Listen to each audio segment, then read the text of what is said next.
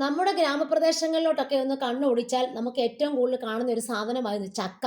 ചില വീടുകളിലൊക്കെ ചക്ക വീണ് വെറുതെ വേസ്റ്റ് ആയി പോവും ആരും എടുക്കാനില്ലാതെ. പക്ഷേ ചില ആൾക്കാർക്ക് ചക്കയേ ഇല്ല കേട്ടോ. എൻ്റെ ഒരു ഫ്രണ്ടിൻ്റെ വീടിനടുത്ത് ഒരുപാട് ചക്കയുണ്ട് കേട്ടോ. അത് വെള്ളിക്കോത്തെ സുബ്രഹ്മണ്യൻ നമ്പൂതിരിയുടെ വീടാണ്. അവരുടെ റോഡിൻ്റെ സൈഡിൽ കൂടെ പോയി കഴിഞ്ഞാൽ വരിക്കച്ചക്കയുടെ ഭയങ്കര മണമാണ്. അപ്പോൾ അവിടെ അടുത്തുള്ള വീട്ടുകാരും നാട്ടുകാരും ഒക്കെ പറഞ്ഞ് ഇഷ്ടംപോലെ ചക്കയുണ്ട്, ഒരെണ്ണം കിട്ടിയാൽ നന്നായിരുന്നു.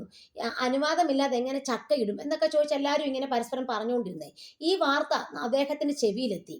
പിറ്റേ ദിവസം തന്നെ അദ്ദേഹം എന്ത് ചെയ്യുമെന്നറിയാവോ? ഒരു ബോർഡ് അങ്ങ് സ്ഥാപിച്ചു. "കേറി വാടാ മക്കളെ, ആർക്ക് വേണേലും ചക്ക ഇട്ടുകൊണ്ട് പൊക്കോളാം" എന്നും പറഞ്ഞ് എല്ലാവർക്കും കാണത്തക്ക രീതിയിൽ ബോർഡ് വെച്ചു.